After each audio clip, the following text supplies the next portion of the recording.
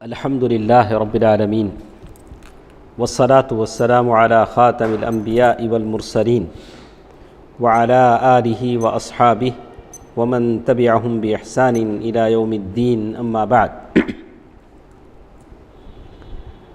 اللہ تعالیٰ کا فضل و کرم ہے کہ سیرت کے اس مجلس میں ہم شریک ہیں۔ کل کے درس میں غزوہ احزاب کے بعد اللہ کے نبی صلی اللہ علیہ وسلم نے بہت سارے غزوات کیے، اس کا ذکر ہم نے سنا۔ تو غزوہ اور سریہ کسے کہتے ہیں معلوم ہے نہیں معلوم نہیں، سامنے آ جائے گی۔ جس میں اللہ کے نبی صلی اللہ علیہ وسلم شریک ہیں وہ غزوہ ہے، جس میں اللہ کے نبی صلی اللہ علیہ وسلم شریک نہیں ہیں وہ سریہ ہے۔ تو ہمارے پاس ایک سریے کی بات ہے، سریۃ ذو القصہ، سریۃ ذو القصہ۔ ربیع الاول یا ربیع الاخر کے مہینے میں محمد بن مسلمہ، یہ کون ہے محمد بن مسلمہ؟ ماشاء اللہ اتنا یاد ہے۔ کعب بن اشرف یہودی کے ختم کرنے میں یہ لوگ شریک تھے۔ تو دیکھیے اس میں کیا ہوا۔ اللہ کے نبی صلی اللہ علیہ وسلم نے محمد بن مسلمہ رضی اللہ تعالی عنہ کو 10 آدمیوں کے ساتھ بھیجا۔ کس طرف؟ ذو القصہ، ایک مقام تھا، وہاں بھیجا۔ یہ مقام بنو ثعلبہ کی بستیوں میں تھا۔ جیسے ہی یہ صحابی اپنے 10 ساتھیوں کو لے کر ان کے علاقے میں پہنچے، وہ دشمن 100 کی تعداد میں تھے، وہ سب کے سب چھپ گئے کمین گاہوں میں، مطلب اندر غاروں میں، گھروں میں، انڈر گراؤنڈ میں، سب کے سب چھپ گئے۔ محمد بن مسلمہ رضی اللہ تعالی عنہ، ان کے ساتھ کتنے لوگ ہیں؟ کتنے لوگ ہیں؟ 10 آدمی۔ اس میں، اس غزوے میں، اس سریے میں کتنے لوگ ہیں؟ 10 آدمی ہیں۔ دشمن کی تعداد 100 ہے، اور سارے کے سارے انڈر گراؤنڈ چلے گئے، ادھر ادھر چھپ گئے۔ اب محمد بن مسلمہ رضی اللہ تعالی عنہ نے تھکے ہوئے تھے، سارے صحابہ کرام کے ساتھ سو گئے۔ یہ 10 آدمی سو گئے۔ تو وہ جو چھپے ہوئے تھے 100 آدمی، جب یہ لوگ گہری نیند میں تھے، وہ اٹھ کر آئے اور پورے کے پورے 9 آدمیوں کو انہوں نے قتل کر دیا۔ 9 صحابہ کیا ہو گئے؟ قتل ہو گئے، سوائے محمد بن مسلمہ کے، وہی ایک بچے، وہ بھی زخمی حالت میں بچے، اور بچ نکلنے میں کامیاب ہو کر نکل آئے۔ یہ تھا سریۃ ذو القصہ 1۔ ظاہر ہے اللہ کے نبی صلی اللہ علیہ وسلم پھر کبھی اس کا انتقام لیں گے، ان صحابہ کے خون کا بدلہ تو لینا ہے۔ دوسرا سریۃ ذو القصہ، دوسری مرتبہ محمد بن مسلمہ رضی اللہ تعالی عنہ کے دوست سارے کے سارے شہید ہو گئے، سوائے محمد بن مسلمہ کے۔ اللہ کے نبی صلی اللہ علیہ وسلم نے ابو عبیدہ رضی اللہ عنہ کو پھر ایک بار ذو القصہ کی طرف روانہ فرمایا۔ تو 40 لوگوں کو لے کر اب ابو عبیدہ رضی اللہ عنہ نکلے، رات بھر چل کر سفر کیا، بنو ثعلبہ کے گاؤں میں پہنچے۔ لیکن بنو ثعلبہ اتنے چالاک تھے، سارے کے سارے پہاڑوں کی چوٹیوں پر نکل گئے، مطلب بلند پہاڑ، سارے بھاگ کے پہاڑوں پہ بھاگ گئے۔ تو صرف ایک آدمی مسلمانوں کو ملا، پورے قبیلے میں سے کیا ہوا؟ ایک آدمی مسلمانوں کو ملا، اور وہ مسلمان ہو گیا۔ ملنے کے بعد وہ بھی کیا ہو گیا؟ مسلمان ہو گیا، الحمدللہ۔ اور ان کی جو بکریاں تھیں، مویشی تھے، سارے کے سارے صحابہ کرام ہاک کر لے آئے، مسلمانوں کو مال غنیمت کے طور پر اللہ تعالیٰ نے عطا کیا۔ اسی طرح ایک اور سریہ ہے، سریۃ جموم۔ آج بھی یہ نام ہے، آپ جب مکہ سے مدینہ جائیں گے تو اس نام کا بورڈ کہیں کہیں نظر آتا ہے۔ کہتے ہیں سریۃ زید بن حارثہ رضی اللہ عنہ کی زیر قیادت جموم کی جانب، وہ ایک جگہ کا نام ہے، اللہ کے نبی صلی اللہ علیہ وسلم نے وہاں روانہ کیا۔ تو وہاں جب پہنچ کر زید بن حارثہ نے دیکھا تو وہاں کوئی نہیں تھا سوائے ایک عورت تھی، اس کا نام تھا حلیمہ۔ وہ عورت قبیلہ مزینہ کی تھی، وہ عورت کا نام حلیمہ تھا۔ تو اس عورت نے بتایا کہ لوگ تو بھاگ گئے ہیں، فلاں فلاں جگہ بکریاں، مویشی، جو بھی جانور ہیں، عطا پتہ بتایا۔ تو زید بن حارثہ رضی اللہ عنہ سارے جانور لے کر مدینہ آئے، اور وہ عورت جو تھی اس کو آزاد کر کے اللہ کے نبی صلی اللہ علیہ وسلم نے اس عورت کی شادی کرا دی۔ کسی صحابی سے کیا کیا؟ اس عورت کی شادی کرا دی۔ اسی طرح ایک اور سریہ ہے سریۃ عیس۔ یہ سریہ 170 سواروں پر مشتمل تھا۔ اس سریے میں 170 صحابہ تھے، اور اسے بھی حضرت زید بن حارثہ رضی اللہ عنہ کی زیر قیادت عیس ایک جگہ کا نام ہے، وہاں روانہ کیا گیا۔ اس مہم میں جب صحابہ نکلے، کتنے نکلے ہیں؟ 170۔ تو اللہ کے نبی صلی اللہ علیہ وسلم کے ایک داماد ہیں، زینب رضی اللہ تعالی عنہا کے شوہر ابو العاص، یہ قریش کا ایک قافلہ لے کر جا رہے تھے، تو مسلمانوں نے ان کو پکڑ لیا، قافلے کا سارا مال اپنے قبضے میں لے لیا، اور ساتھ ساتھ ابو العاص جو تھے وہ پکڑ میں نہیں آئے۔ قافلے کا سامان مل گیا، لیکن ابو العاص بچ کر نکلنے میں کامیاب ہوئے، لیکن بچ کر کہاں بھاگے؟ سیدھے مدینہ آئے۔ پہلے سے ان کی بیوی زینب رضی اللہ عنہا مدینے میں تھی، سیدھے آ کے اپنی جو بیوی ہیں زینب رضی اللہ عنہا، ان سے امان طلب کر لیا، بولا کہ میں بھاگ کر آیا ہوں، آپ مجھے کیا کر دیجئے؟ امان دے دیجئے۔ امان کا مطلب یہ تھا کہ اعلان کریں کہ یہ میرے امان میں ہے، اس کو کوئی قتل نہیں کرے گا۔ ابو العاص اس وقت تک مسلمان نہ ہوئے تھے، وہ گرفتار تو نہ ہو سکے، لیکن بھاگ کر سیدھے کہاں پہنچے؟ مدینہ پہنچے،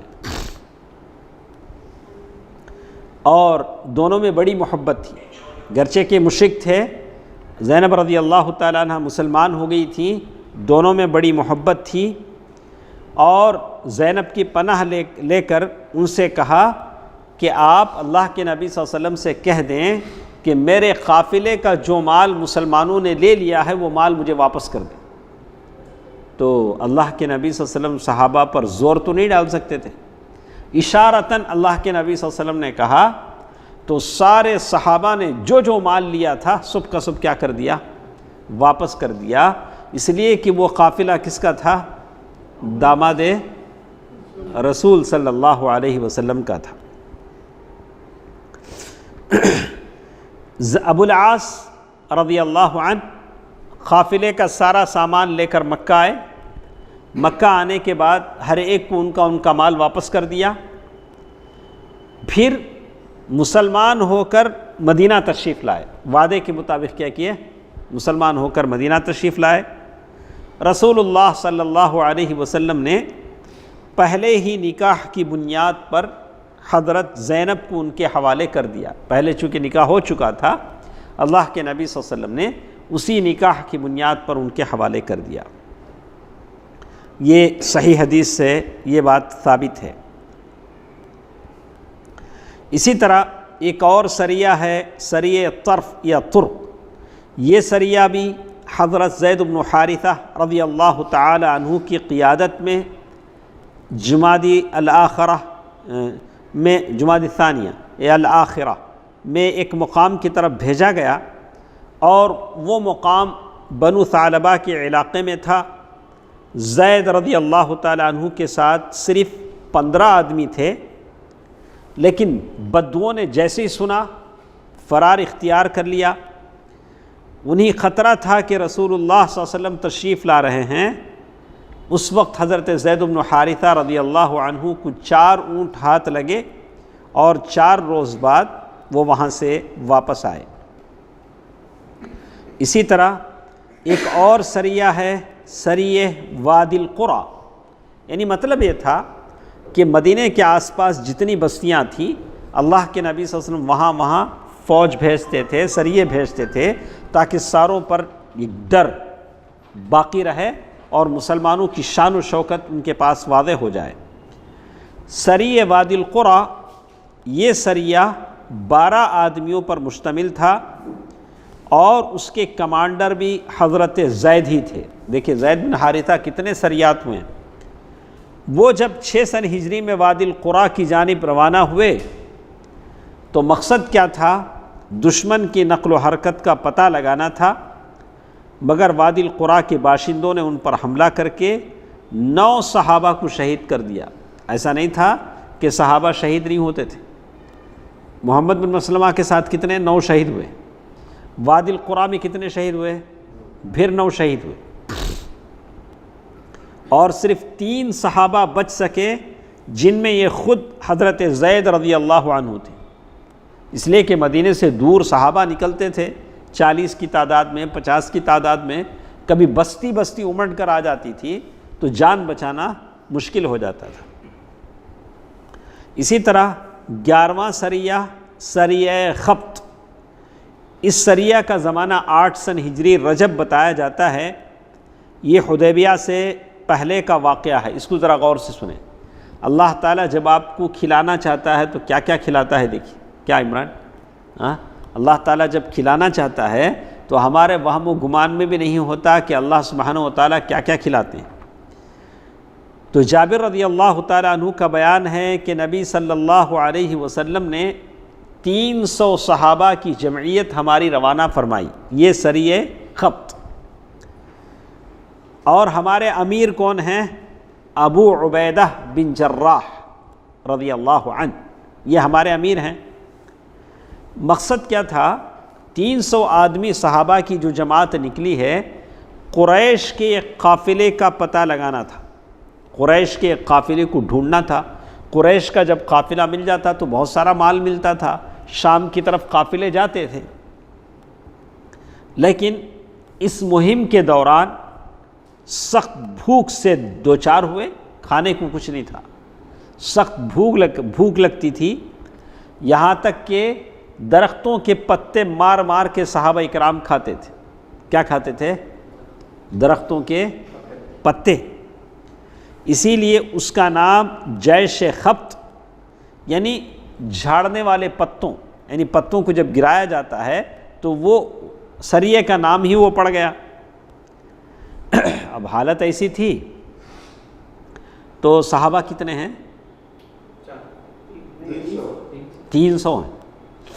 ایک آدمی نے 3 اونٹ ذبح کیے تو ایک اونٹ میں کتنے لوگ کھا رہے ہیں؟ 100 آدمی۔ ہوتا کیا ثنا بھائی؟ ہاں ہو جاتا نہیں اب کے جانور کے حساب سے؟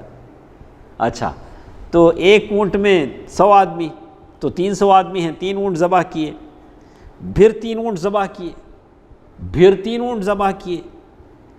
تو اب وہ آدمی ہیں، لوگوں کی بھوک دیکھی نہیں جا رہی، آج ایک 3 اونٹ، صبح کل ایک 3 اونٹ، پرسوں ایسا ذبح کر رہے ہیں۔ تو ابو عبیدہ بن جراح رضی اللہ تعالیٰ عنہ نے منع کر دیا، بولا کہ ایسا ہم کرتے رہیں گے سارے اونٹ ختم ہو جائیں گے، سواری کو ہمارے پاس کیا نہیں رہے گا؟ اونٹ نہیں رہے گا۔ پھر اس کے بعد سمندر کے کنارے یہ لوگ سفر کر رہے تھے، تو سمندر نے ایک مچھلی پھینکی، پانی سے ایک مچھلی باہر آئی، عنبر کھجور کھائے ہیں تو یہ عنبر کیا تھی؟ مچھلی تھی، سمندر کے پانی سے نکل کر آئی تھی۔ صحابہ کہتے ہیں رضوان اللہ علیہم اجمعین، جس سے آدھے مہینے تک ہم کھاتے رہے، 15 days، کیا کتنی بڑی رہیں گی مچھلی، کیا ٹیسٹ رہیں گا؟ تمہیں دوپہر کو ہے تو شام کو نہیں کھاتے مچھلی نہیں، لیکن صحابہ کرام کتنے دن کھاتے رہے؟ 15 دن تک کھاتے رہے۔ اس کا تیل بھی لگاتے رہے، اس کا تیل بھی کیا کرتے رہے؟ لگاتے رہے، یہاں تک کہ ہمارے جسم پہلی حالت پر پلٹ آئے، جسم پورے چکنے ہو گئے، اور تندرست ہو گئے. صحابہ کرام کیا ہو گئے؟ تندرست ہو گئے. ابو عبیدہ رضی اللہ عنہ نے اس کی پسلی کا ایک کانٹا لیا، پسلی کا جو ایسا کانٹا ہوتا نہیں وہ کانٹا لیا، اور کہتے ہیں اور لشکر کے اندر 300 آدمیوں میں جو سب سے اونچے آدمی تھے صحابی، سب سے لمبے اونٹ پر ان کو سوار کرایا. ایک تو آدمی لمبے ہیں، اونٹ بھی کیا ہے؟ سب سے اونچا ہے. اور وہ سوار ہو کر کانٹے کے نیچے سے گزر گیا. کتنا بڑا کانٹا، وہ کانٹے کے نیچے سے کیا ہوئے؟ انہوں گزرے. ہم نے اس کے گوشت کے کچھ ٹکڑے توشے کے طور پر رکھ لیے. ذرا گوشت کے ٹکڑے کیا کرے؟ بچا کے رکھ بھی لیے. اور جب مدینہ پہنچے تو رسول اللہ صلی اللہ علیہ وسلم کو ہم نے سنایا کہ ہمارے ساتھ ایسے ہوا، ہم کو بھوک لگ رہی تھی، اللہ تعالیٰ نے عنبر نامی مچھلی ہمارے لیے نکالا. تو اللہ کے نبی صلی اللہ علیہ وسلم نے فرمایا کہ یہ ایک رزق ہے. اللہ کے نبی صلی اللہ علیہ وسلم کیا فرمایا؟ یہ ایک رزق ہے جو اللہ تعالیٰ نے تمہارے لیے لایا تھا. تو ساتھ ساتھ اللہ کے نبی صلی اللہ علیہ وسلم نے کیا کہا؟ اس کا گوشت تمہارے پاس ہو تو ہمیں بھی کھلاؤ. کیا بولے اللہ کے نبی صلی اللہ علیہ وسلم؟ اگر اس کا گوشت تمہارے پاس ہو تو کیا کرو؟ ہمیں بھی کھلاؤ. ہم نے رسول اللہ صلی اللہ علیہ وسلم کی خدمت میں کچھ گوشت بھیج دیا. تو یہ سارا واقعہ ہے یہ سریہ خبط کا، جس میں اللہ کے نبی صلی اللہ علیہ صحابہ جو بھوک سے سخت پریشان تھے. اس کے بعد ہمارے پاس ایک اور چیز ہے جو بہت اہمیت والی ہے، سننے کے قابل کی ہے. غزوہ بنی المصطلق. کیا ہے؟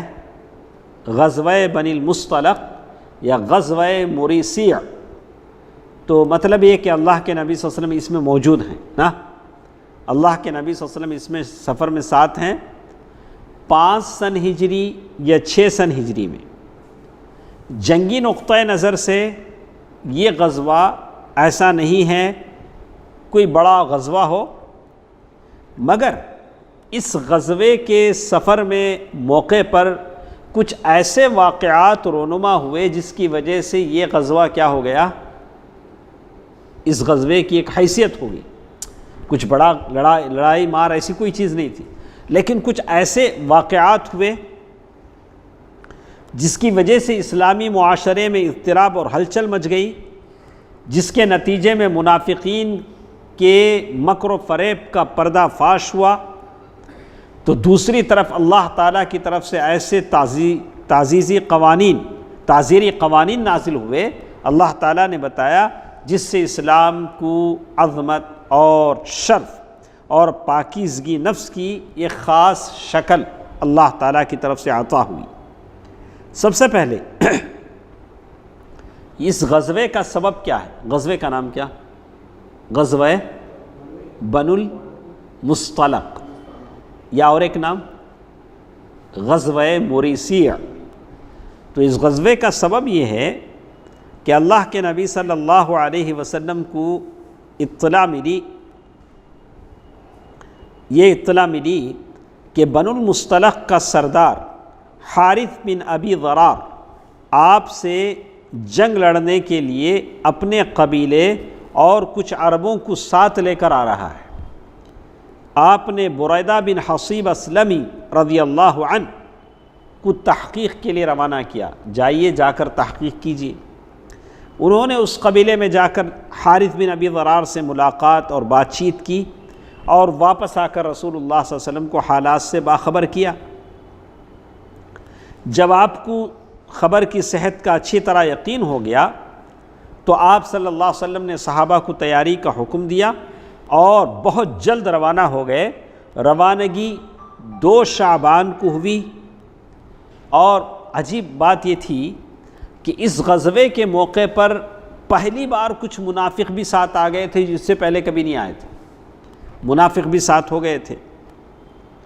اللہ کے نبی صلی اللہ علیہ وسلم نے مدینے کا انتظام زید بن حارثہ کو، اور کہا جاتا ہے کہ حضرت ابو ذر کو، اور کہا جاتا ہے کہ نمیلہ بن عبداللہ اللیثی کو، تینوں میں سے کسی ایک کو اللہ کے نبی صلی اللہ علیہ وسلم نے سونپا۔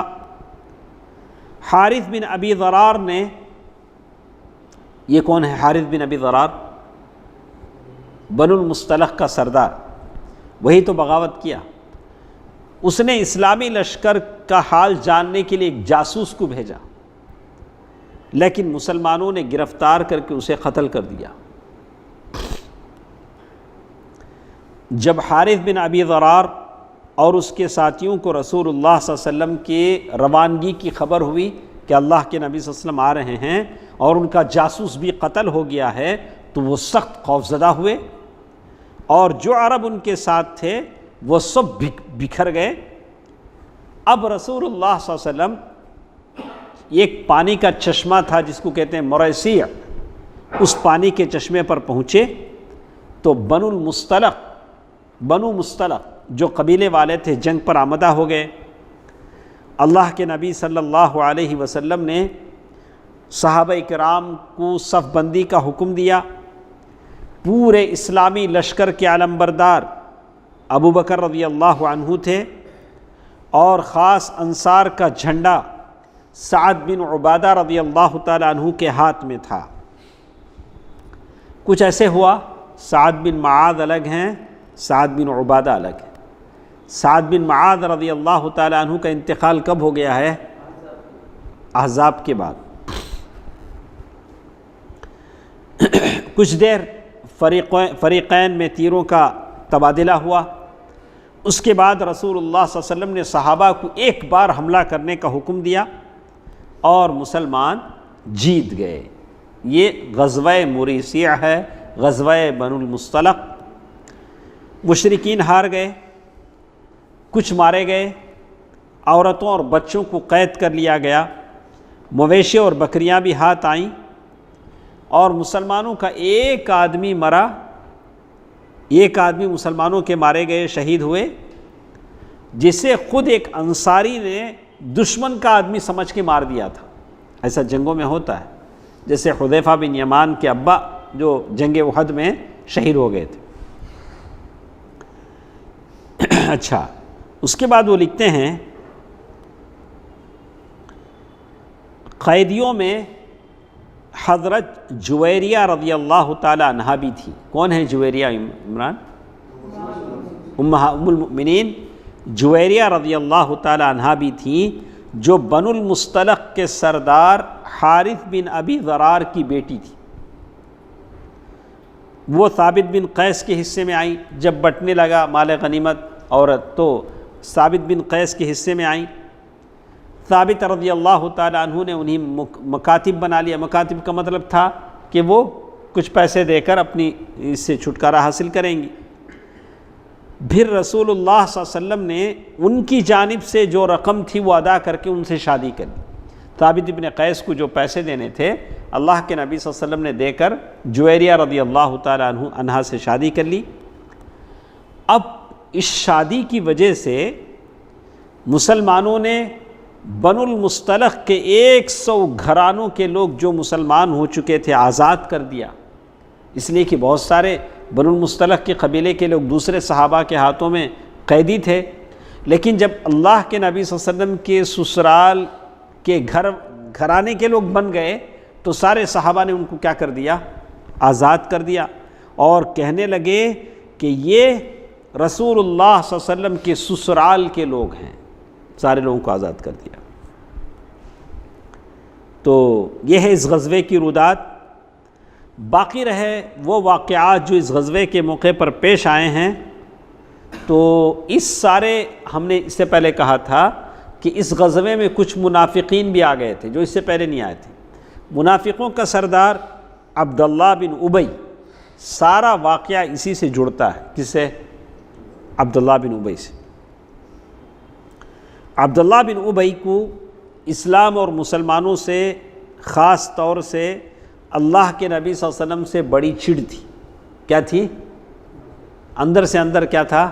بڑی چڑ تھی۔ اس لیے چڑ تھی، دشمنی تھی کہ اللہ کے نبی صلی اللہ علیہ وسلم کے آنے سے پہلے اوس اور خزرج اس بات پر آمدہ تھے کہ ہم سب کا سردار عبداللہ بن ابی ہوگا، اس کی تاج پوشی کی تیاری ہو رہی تھی۔ کس قسم کا تاج پہنانا، ان پھولوں کا، ہیروں کا، چاندی کا، کیسا؟ اتنے میں کون آ گئے؟ اللہ کے نبی صلی اللہ علیہ وسلم۔ کیسا ہو رنگا؟ کیا اس کے یہ رہیں گے؟ تو کہتے ہیں اور اس کی تاج پوشی کے لیے مونگوں کا تاج بنایا جا رہا تھا۔ مونگ آتے نہیں سمندر میں، جو سیپی آتے ہیں، سیپیوں کا تاج ریڈی ہو لگ تھا سو۔ اتنے میں مدینے کے اندر اسلام کی شعائیں پہنچ گئیں، لوگوں کی توجہ عبداللہ بن ابی سے ہٹ گئی، اس لیے اسے احساس تھا کہ رسول اللہ صلی اللہ علیہ وسلم نے اس کی بادشاہت چھین لی ہے۔ اس کا یہ کیا تھا؟ اکرم، ان کی وجہ سے میری بادشاہت کیا ہوئی؟ خطرے میں پڑی۔ اس کی یہ جلن ابتدائی ہجرت سے واضح تھی، لیکن جب کہ ابھی اس نے اسلام کا اظہار بھی نہیں کیا تھا، لیکن اسلام لانے کے بعد بھی اس کی یہی روش رہی۔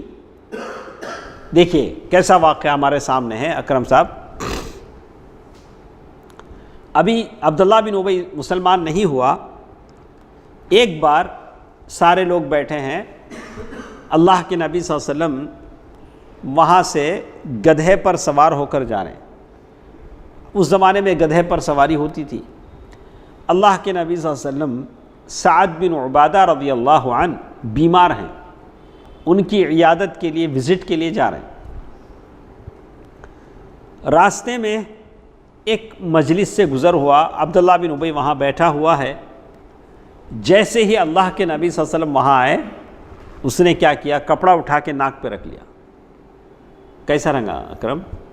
اگر آپ کسی مجلس میں جائیں، وہاں کا کوئی آدمی کپڑا ناک پہ رکھ لے تو؟ یہ نبی رحمت جس کے پسینے کو لوگ خوشبو کے طور پر استعمال کرتے تھے صلی اللہ علیہ وسلم، اللہ کے نبی صلی اللہ علیہ وسلم وہاں سے گزرے ہیں تو اس نے اپنی ناک ڈھک لی اور کیا بولا؟ ہم پر غبار نہ اڑاؤ، یہ تمہارا گدھا آ رہا ہے نا، اس سے ہم کو دھول آ رہی۔ اللہ کے نبی صلی اللہ علیہ وسلم نے جو لوگ اس کے ساتھ بیٹھے تھے ان پر قرآن تلاوت کیا۔ دیکھیے اس کا بیہیویئر کیسا ہے، اللہ کے نبی صلی اللہ علیہ وسلم کا سلوک کیسا ہے۔ اللہ کے نبی صلی اللہ علیہ وسلم نے قرآن کی تلاوت فرمائی تو عبداللہ بن ابی نے کہا ایسا کرو، آپ اپنے گھر میں بیٹھے رہو، یہاں کو سناؤ نہیں۔ کیا کرو؟ آپ اپنے گھر میں بیٹھے رہو، ہماری مجلس میں قرآن سنا کر ہمیں تنگ نہ کرو۔ کسے بول رہا ہے؟ اللہ کے نبی صلی اللہ علیہ وسلم کو۔ اگر کوئی آپ کے پاس گھر میں آئے تو ان کو قرآن سناؤ، ایسا باہر نکل کے ہم کو قرآن سنا کے کیا نہیں کرو؟ تنگ نہ کرو۔ یہ بات کب کی ہے؟ اسلام لانے سے پہلے کہ عبداللہ بن ابی ابھی اسلام نہیں لایا تھا، لیکن جنگ بدر ختم ہوئی تو اب وہ دیکھا ہوا کا رخ بڑا خطرناک ہے، حالات دیکھ کے مسلمان ہو گیا۔ بولا کیا مسلمان ہوئے تو خیر، نہیں تو پریشانی۔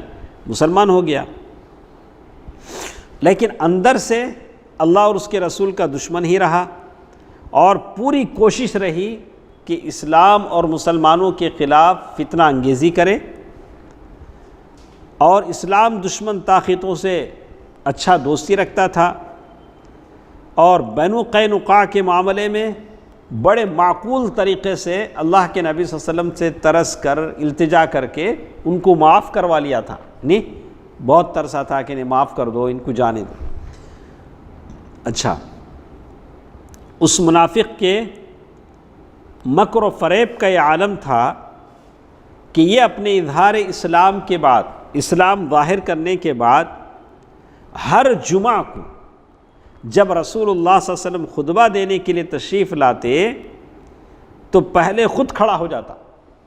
اللہ کے نبی صلی اللہ علیہ وسلم کا خطبہ ہونے سے پہلے کس کا خطبہ ہوتا؟ عبداللہ بن ابی کا۔ ایسے ذرا مسجدوں میں رہتے ہیں، ایک صاحب میں جانتا ہوں، ان کا بھی انتقال ہو گیا۔ ہم جمعہ دے ڈالے بعد سلام پھیرے بعد انہوں جمعہ دیتے کھڑ کے، متولی صاحب لوگ خطیب کا جمعہ سننے کے بعد کس کا جمعہ سننا؟ متولی کا سننا۔ ایسا تھا، لیکن یہ ایسا تھا خود خطیب سے پہلے یہ کھڑا ہو کر کیا بولتا؟ دیکھو لوگوں، یہ تمہارے درمیان اللہ کے رسول ہیں. لوگوں سے کیا بول رہا ہے؟ اللہ کے رسول ہیں، اللہ نے ان کے ذریعے تمہیں عزت و احترام بخشا ہے، لہٰذا ان کی مدد کرو، انہیں قوت پہنچاؤ اور ان کی بات سنو اور مانو. اس کے بعد بیٹھ جاتا. اتنی باتیں بول کے کیا کرتا؟ بیٹھ جاتا. اور رسول اللہ صلی اللہ علیہ وسلم خطبہ دیتے، اٹھ کر خطبہ دیتے، لیکن ایک موقع ایسا آیا، اس کی بے حیائی اور نڈر اس وقت انتہا کو پہنچ گئی جب احد کے بعد پہلا جمعہ آیا. احد کی جنگ کے بعد پہلا جمعہ آیا، کیونکہ یہ شخص اس جنگ میں اپنی بدترین دغا بازی کے باوجود کیا کیا تھا؟ احد کی جنگ میں عبداللہ بن ابی اپنے کتنے لوگوں کو لے کر واپس آ گیا؟ 300 لوگوں کو لے کر واپس آیا. اس کے بعد جمعے میں اٹھ کر کیا بول رہا ہے؟ یہ اللہ کے رسول ہیں، ان کو سپورٹ کرو. تو کہتے ہیں اور وہی باتیں دہرانی شروع کی، پہلے جو بولتا تھا، جو اس سے پہلے کہا کرتا تھا. لیکن اب کی بار مسلمانوں نے اطراف سے اس کے کپڑے کھینچ کے اسے بٹھانا شروع کیا. مسلمانوں نے کیا کیا؟ کپڑے کھینچ کر اس کے کپڑوں کو پکڑ کر کہا، او اللہ کے دشمن بیٹھ جا، تو نے جو جو حرکتیں کی ہیں اس کے بعد اب تو اس لائق نہیں رہ گیا ہے. اس پر وہ لوگوں کی گردنیں پھلانگتا اور بڑبڑاتا ہوا باہر نکل گیا. کیا بولتا ہے؟ میں ان صاحب کو سپورٹ کرنے اٹھا تھا. کن صاحب کو سپورٹ کرنے اٹھا تھا؟ اللہ کے نبی صلی اللہ علیہ وسلم کو. معلوم ہوتا ہے میں نے کوئی مجرمانہ بات کہہ دی، میں نے کوئی غلط بات کہہ دی. اتفاق سے دروازے پر ایک انصاری سے ملاقات ہوگی. جاتے جاتے جمعہ مسجد میں جاتے جاتے دروازے پر ایک انصاری صحابی سے ملاقات ہوئی. انہوں نے کہا، ارے تو برباد ہو، تیری بربادی ہو، واپس چل، رسول اللہ صلی اللہ علیہ وسلم تیرے لیے دعائے مغفرت کر دیں گے، مسجد میں چل، تیرے لیے دعائے مغفرت کر دیں گے. اس نے کہا، اللہ کی قسم میں نہیں چاہتا کہ وہ میرے لیے دعائے مغفرت کریں. کس کو بول رہا ہے؟ اللہ کے نبی صلی اللہ علیہ وسلم میرے لیے دعائے مغفرت کریں، میں نہیں چاہتا، میں نہیں چاہتا. عبداللہ بن ابی. تو اس طرح سے بہت سارے لوگوں سے اس کا ربط تھا جو اس کے ساتھ تھے. اسی طرح اللہ تبارک و تعالیٰ نے قرآن مجید کی یہ آیتیں سورت یعنی جس میں اللہ تعالیٰ نے بڑی تفصیل سے بتائی ہے. انشاءاللہ کل کی درس میں ہم ان آیتوں کو پڑھتے ہیں. بہت بہت لمبی آیتیں ہیں. انشاءاللہ کل کے درس میں ہم اس کو پڑھتے ہیں. اسی پر بس کرتے ہیں. اور یہ تھا منافقوں کا سردار کون؟ عبداللہ بن ابی. تو اسی لیے اللہ تعالیٰ نے اس کا جواب دیتے ہوئے کہا سورہ منافقون میں، کیا کہا؟ وہ کیا کہتا ہے کہ آپ اللہ کے رسول ہیں. اللہ جانتا ہے کہ آپ اللہ کے رسول ہیں، اس کو اس کی صداقت کی، اس کی شہادت کی ضرورت نہیں ہے. تو اسی پر بس کرتے ہیں. سبحانک اللہم ربنا وبحمدک، اشہد ان لا الہ الا انت استغفرک واتوب الیک. والسلام علیکم ورحمۃ اللہ وبرکاتہ.